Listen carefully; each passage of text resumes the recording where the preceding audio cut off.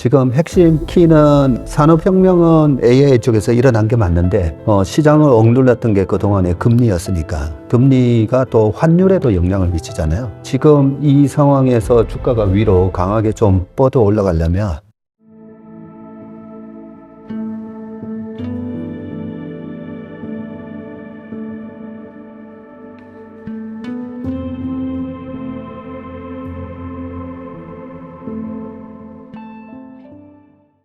여러분들 반갑습니다. 오늘 저는 채슬리 제1회 인턴 총회 사회를 맡은 임예성이라고 하고요. 오른쪽에 이제 저보다 훨씬 더 이제 보고 싶으셨던 얼굴들이 있으셔서 한 분 한 분 소개를 좀 드리려고 합니다. 상무님부터 이쪽 순서대로 한 번씩 자기소개 부탁드리겠습니다. 안녕하세요. 최일호라고 합니다. 이렇게 온라인으로 만남의 장을 열어주신 어스 관계자 여러분께 미리 감사를 드리고요. 또 우리 이렇게 그 전무님, 대표님 뭐 해가지고 다 오셨는데 이런 기회를 만들기도 쉽지 않은 것 같습니다. 아무쪼록 좋은 만남의 장이 됐고 보람된 시간이 됐으면 좋겠습니다. 감사합니다. 만나서 반갑습니다. 이렇게 또 라이브로 만날 수 있어서 너무 반갑고요. 저는 채슬리 투자자문의 박세익 전무입니다. 반갑습니다. 네, 안녕하세요. 왕선량 이사라고 합니다. 채슬리에서 아마 저희 회사에서 제가 댓글을 제일 많이 다는 것 같은데요. 앞으로도 더 많이 달도록 하고, 혹시 궁금하신 거 있으시면은 언제든지 댓글을 남겨주세요. 그럼 제가 꼭, 네, 댓글 달아드릴 테니까요. 네, 이상입니다. 네.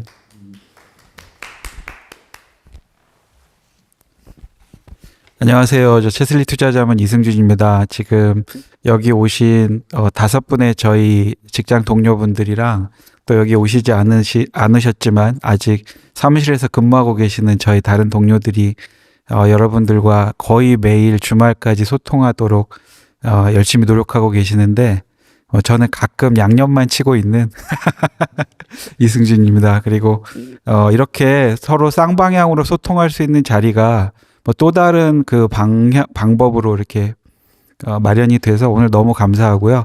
채팅창 열심히 보면서 저도 1시간 반 동안 성의껏 참여하고 즐기고 가겠습니다. 반갑습니다. 예, 안녕하세요. 문지호 이사라고 합니다. 주간 시장 트렌드를 통해서 만나 뵙고 있고요. 회사 내에서는 리서치랑 여러 가지 IT 종목들을 많이 바라보고 있습니다. 주주총회는 많이 가봤는데 인턴 총회는 처음 와봤습니다. 그래서 얼마나 많은 분들이 오실까 좀 기대도 되고 걱정도 됐는데 벌써 아까 200분 넘게 오셔가지고 되게 좋은 축제의 장이 될 것 같고요. 1시간 반 동안 여러 가지 개인적인 질문이든 소통할 수 있는 질문이든 뭐든 좋으니까 주시면은 충실히 답변할 수 있도록 하겠습니다. 감사합니다. 저는 어스 그 프로그램에서 삼성전기랑 엔터산업 분석을 했었는데요. 거기 댓글들도 되게 재밌게 많이 달아주시고 수익률 관련해서도 댓글 달리는 거 봤는데 앞으로도 좀 재밌는 기업들 또 투자할 만한 기업들이 있으면은 찾아가지고 분석 자료 또 발표할 예정이고요. 제가 또 이 자리에 좀 끼는 게 조금 그렇긴 한데 약간 막내 라인에 있는 오우석 대리였습니다. 네, 감사합니다.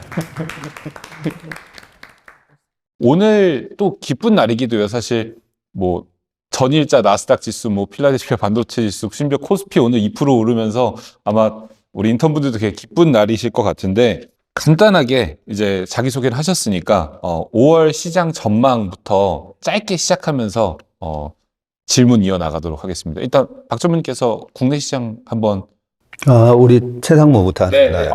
아침 회의할 때마다 미국 시장부터 하겠습니다. 그러면 전일자 미국 시장도 꽤 많이 올랐는데 5월 좀 어떻게 시장 보고 계신가요? 미국 시장.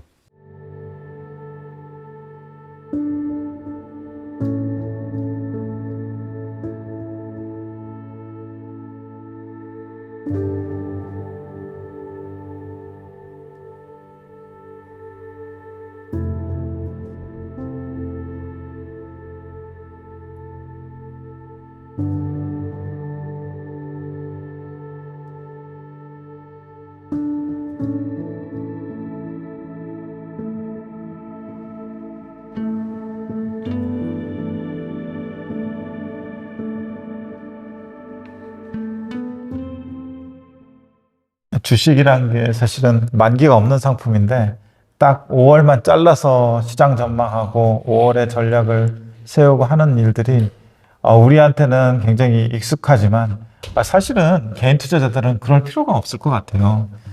계속해서 좋은 종목 들고 가고 거기에 맞춰서 대응을 하면 될 것 같은데 일단은 지금 가장 중요한 현안은 AI 모멘텀이 계속 이어질지 그리고 그게 더 강해질지가 사실 최대 화두가 될 것인데 5월 22일 날 엔비디아 실적 발표가 있을 것이고 지난 4월에 시장이 많이 빠졌지만 그 빠진 원인을 보면은 기업들의 펀더멘털의 훼손이 아니라 유가나 금리 같은 이런 매크로 여건인데 그 매크로 여건이 지금 완화되고 있어서 일정 부분은 5월에 4월 빠진 하락폭을 회복할 걸로 이렇게 보여지고 있고요.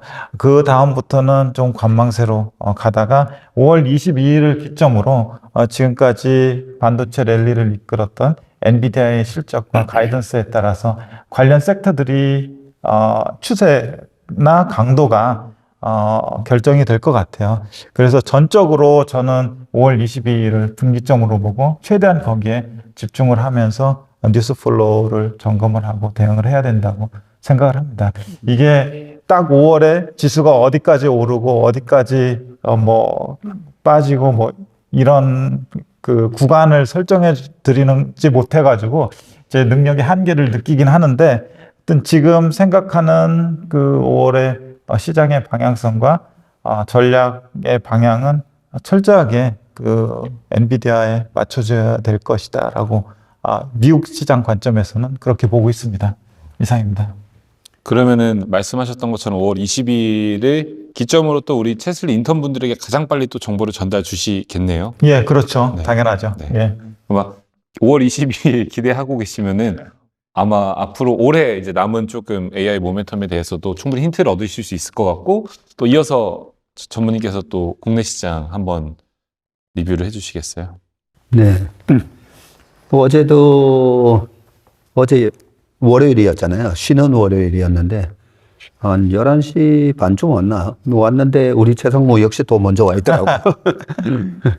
와서 이런 저런 공부를 많이 하시고 저 같은 경우에도 일요일부터 여러 자료를 좀 봤거든요. 지금 핵심 키는 산업혁명은 AI 쪽에서 일어난 게 맞는데 시장을 억눌렀던 게 그동안의 금리였으니까.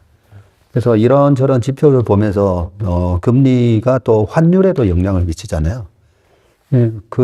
지금 이 상황에서 주가가 위로 강하게 좀 뻗어 올라가려면 작년 10월처럼 10년물 국채금리가 5%를 치고 가는 게 아니라 떨어져야 되거든요. 기술적 분석으로 해보면 약간 이렇게 이번에 모더리 반등 같이 올라왔다가 다시 빠질 거던 같은데 그걸 차트만 갖고 해석을 할 수는 없으니까 어떤 이유로 금리가 빠질까 그런 게 궁금을 했었는데 지난주에 FMC 회의에서 QT를 이제 축소하는 부분 그 얘기를 아침에 딱 듣는데 너무 기분이 좋은 거예요. QT가 되고 또 이번에 4월 달부터 5월 달에 조정을 예상을 했었잖아요. 그 조정의 이유가 뭘까 해서 하나 클루를 찾았던 것 중에 하나가 미국의 세금 납부죠. 실제로 저도 미국에서 유학을 할 때 유학생도 텍스 리포팅을 해야 돼요. 유학생도. 안 하면 그 미국에서는 텍스 관련해서 안 하면 큰일 나니까 이 대표님도 해봤어요. 했죠. 그래서 이 텍스 리포팅에 관련해서 미국인 아들한테도 물어봤더니 4월 15일까지 내야 되고 연기를 할 수 있는데 그게 10월 달에 연기가 된다고 그러더라고. 그래서 4월 빠지고 10월 빠지고 그렇구나. 아주 중요한 걸 하나 발견을 했어요. 근데 이 세금을 받으면서 지금 연방정부의 그 트레저리 제너럴 카운트라고 하는 TGA가 지금 7,500달러? 예. 그 정도 있는데 세금이 이번에 왕창 들어오니까 되게 여유가 생겼어요. 여유가 생기니까 이제 채권을 막 안 찍어도 되는 거지.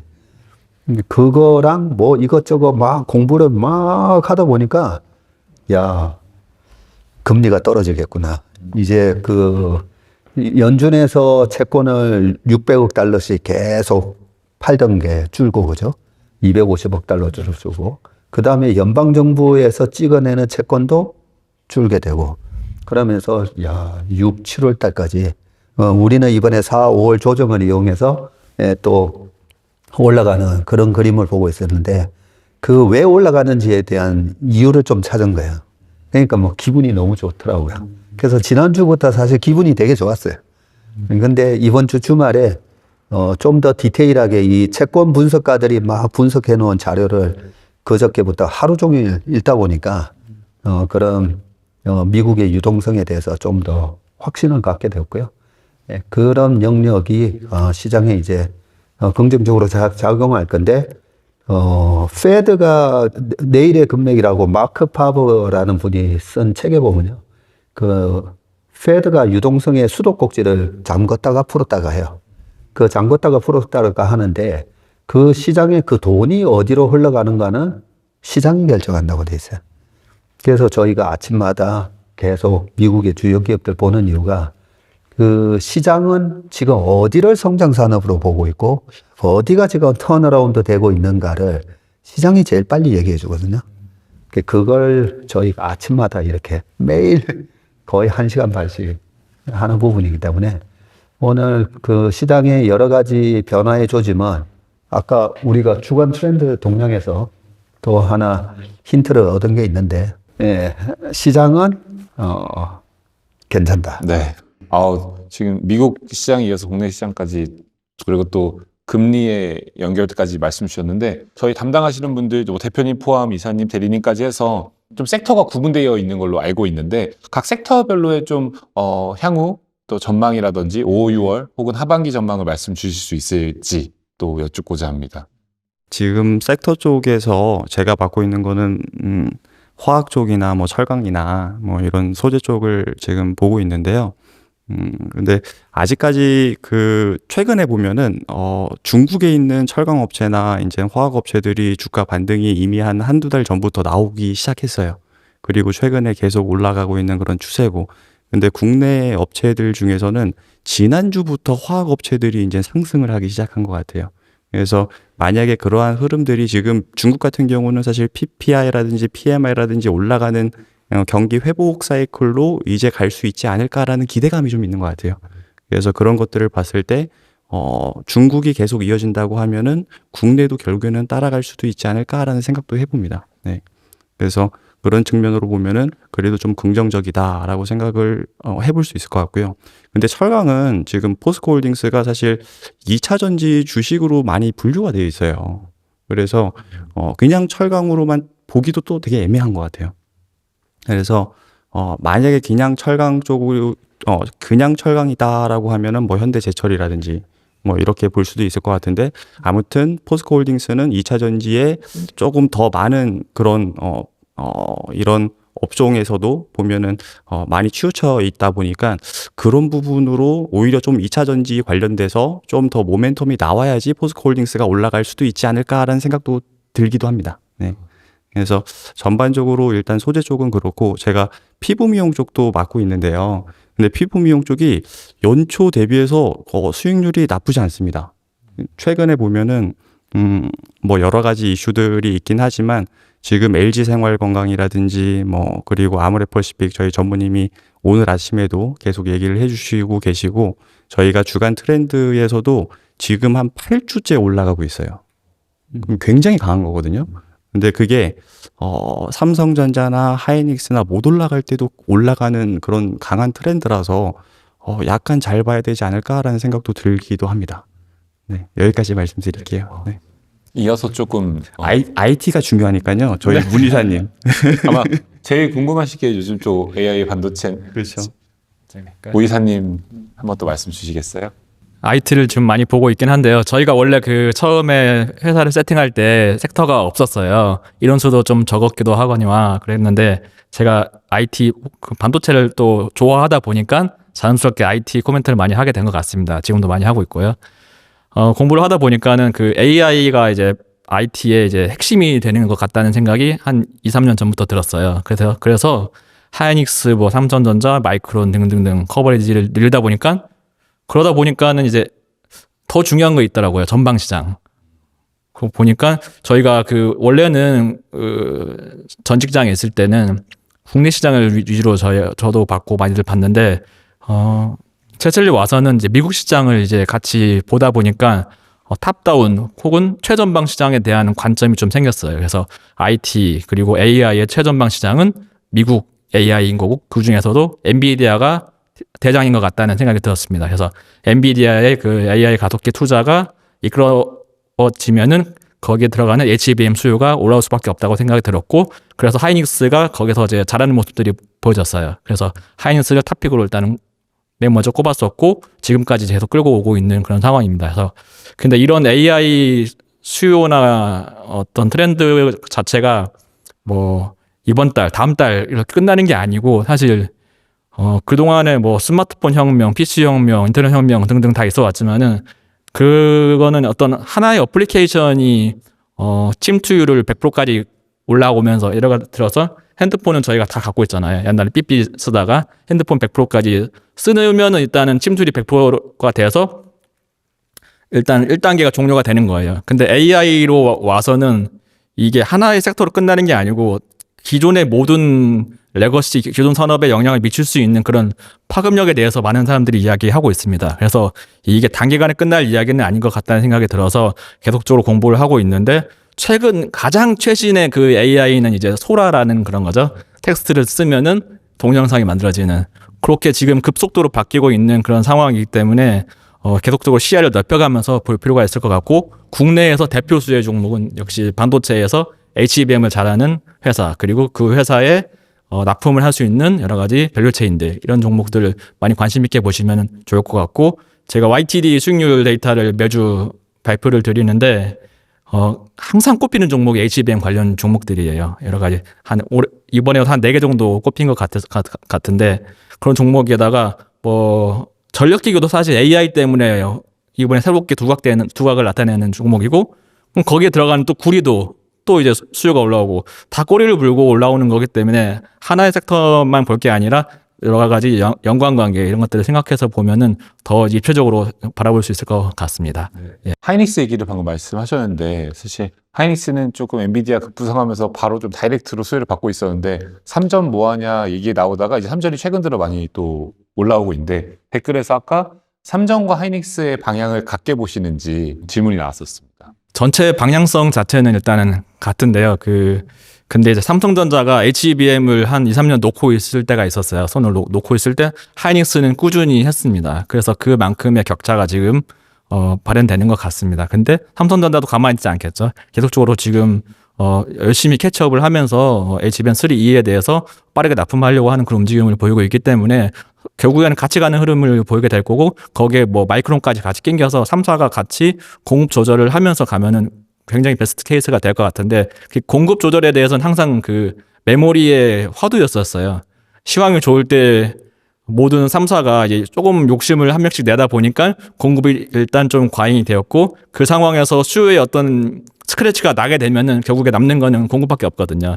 그런 역사가 계속 반복되어 왔기 때문에 HBM에서 그런 역사가 아예 없다고 보장할 수는 없어요. 그렇기 때문에 저희가 그런 그 3사의 캐펙 투자에 대한 어떤 모니터링을 강화해야 되는 게 그런 이유인 거고 이건 공급 측면인 거고요. 아까 캐펙스에 대한 말씀을 주셨는데 캐펙스는 이제 수요 측면인 거죠. 저희 HBM을 사려면 AI 반도체 수요가 올라야 되고 AI 반도체 수요가 올라오려면 각 빅테크가 캐펙스 투자를 해야 되기 때문에 그런 거에 대한 어떤 연결고리를 계속 체크를 해나가면서 수요 공급이 깨지지 않으면 사실 수요는 우상향이거든요. 그래서 그런 거에 대해서 계속 모니터링을 해나가는 게 저희 임무인 것 같습니다. 워렌 버핏 얘기가 또 화두였잖아요. 또 워렌 버핏이 애플을 또 팔았는데 또 거기서 그 앞에서 뭐 애플 이 정도 팔았다 말하는데 앞에 또 팀 쿡 앉아 있고 뭐 이런 거 있었는데 애플의 전망에 대해서도 사람들이 많이 관심을 갖고 있는 것 같아요. 이 AI 반도체에서 얘네들은 이미 후발인가 늦었나 아니면 따라잡을 수 있을까 좀 반등할 수 있을까 왜 워렌 버핏은 계속 현금 늘리고 이거 애플 팔고 있을까? 일단 그 액면상으로 발표된 바에 따르면 애플을 판 이유는 세금에 충당하기 위한 현금 마련이었다라고 말씀을 하고 계신데, 그래도 애플은 워런 버핏의 투자 포트폴리오에서 상당히 많은 부분을 차지하고 있고요. 지난 주말에 나온 그 버크셔 해서웨이의 실적을 보면은 사업 포트폴리오에서의 영업이익은 상당히 좋았습니다. 그런데 그 밑으로 내려갔을 때 투자 포트폴리오에서의 수익은 상당히 보잘것없었거든요. 작년 대비 한 90% 가까이 그 줄어든 투자 쪽에서의 이익을 발표했는데, 그 이유는 애플이 작년 1분기에 가만히 생각해 보시면 한 27% 정도 올랐고요. 올해는 마이너스 10%였거든요, 1분기에. 그러면서 애플이 투자 포트폴리오의 이익 기여도에 상당히 부정적인 영향을 미쳤다고 볼 수 있을 것 같고요. 애플이 그 투자 포트폴리오에서 차지하는 비중이 50% 정도인데, 제가 볼 때는 그냥 포트폴리오 매니저의 관점에서 볼 때는 투자 포트폴리오에서 한 종목이 차지하는 비중 자체가 너무 높은 게 좀 부담스럽지 않았나. 거기에다가 워런 버핏의 어떤 투자 스타일로 볼 때 상당히 리스크 대비 리턴이 클 때 그 많은 비중으로 들어가는데, 지금 상황에서는 특히 항상 그 얘기하는 금리에 있어서 금리가 주식보다 상당히 우위에 있는 상황이라고 생각을 하고 있기 때문에 현금으로 단기 채권을 좀 늘리고 그 주식 중에서도 비중이 많은 애플을 좀 줄이지 않았나, 이런 포트폴리오 매니저 관점에서 좀 생각을 해봤고요.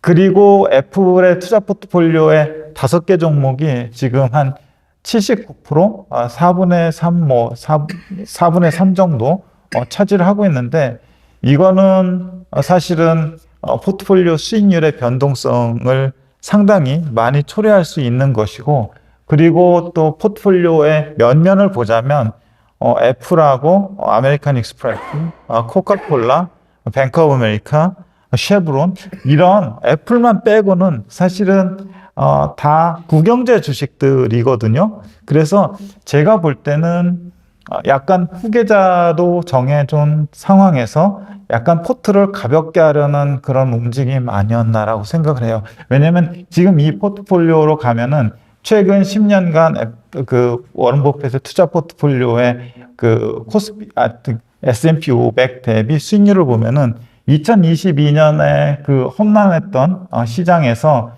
그 보수적인 포트폴리오가 시장을 상당히 이기긴 했지만, 실제로 그 추세적으로 그 IT가 끌고 가는 시장에서는 상당히 여류에 있었거든요. 그래서 10년을 이렇게 보면은 크게 이기지 못한 그런 투자 포트폴리오를 가지고 있는데, 그 개인적인 생각은 약간 포트폴리오를 좀 가볍게 해서 물려줄 때 조금 그 재량을 더 주려는 그런 목적이 아니었나라는 생각을 해봤는데, 워런 버핏이 실제로 얘기하기로는 향후 세율이 늘어날 거에 대비해서 그 세금에 충당하기 위해서 좀 팔았다라고 하는데, 그것도 사실은 약간 좀 어폐가 있는 게, 이미 현금이 많이 있는데 거기서 또 굳이 팔 필요가 있었나까지 라고 생각을 하게 되고, 또 밝혀진 바로는 그래도 애플은 다른 종목들보다 좋다고 했는데, 팀쿡까지 왔는데 거기서 애플에 대해서 그 디스를 할 이유는 없었을 거라고 생각을 하면서 약간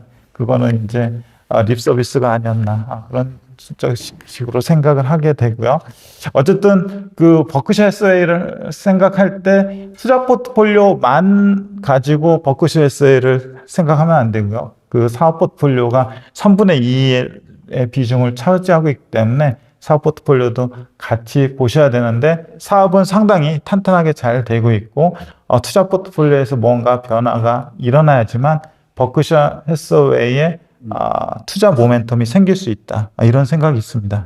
팅콕이 근데 실제로 좀 숫자도 좀 개선하겠다고 막 강하게 말하고 있는데, 이 애플이 사실은 모멘텀은 잠재력은 상당히 많이 가진 회사라고 생각을 해요.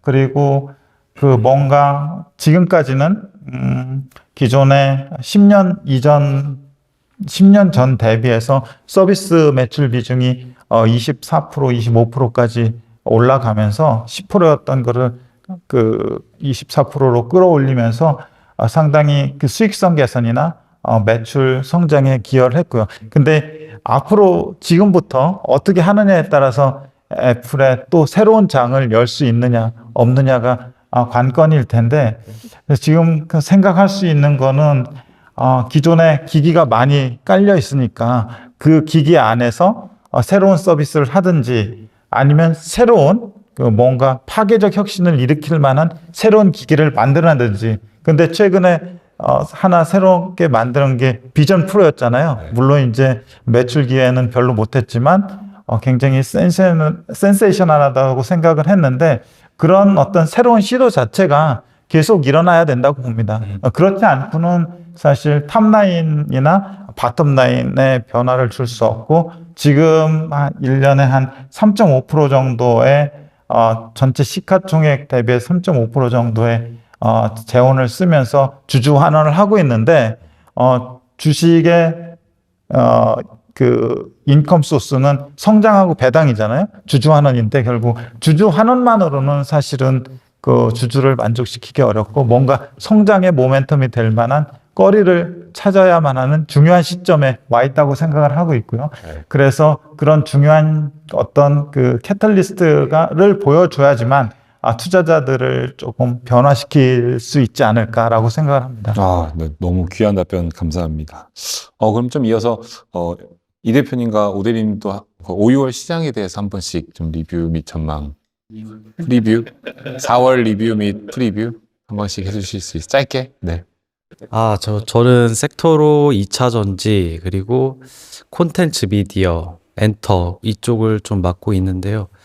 2차 전지 좀 관심 많으실 것 같은데, 저도 2차 전지를 굉장히 좋아했었고, 근데 최근에 이제 실적 발표 나오는 것들 살펴보면 포스코 퓨처엠, 뭐 삼성 SDI 이런 기업들이 보면은 실적이 아직까지도 회복하지 못하는 모습이 나오고 있거든요. 약간 반도체로 생각해 보면 작년에 업황 한참 안 좋을 때랑 좀 비교를 하시면서 투자를 하시면 괜찮을 것 같은데, SDI 같은 경우랑 LNF가 최근에 그나마 좀 애널리스트 분들도 그렇고 시장에서 배터리 쪽을 바터피싱 할 거면 이 두 종목을 좀 보자라는 의견들이 나오고 있습니다. 그 SDI 같은 경우가 이번 분기부터 1분기부터 실적 발표의 내용을 살펴보면은 IRA 법안 이번 분기부터 반영돼서 한 400억 정도가 들어왔거든요.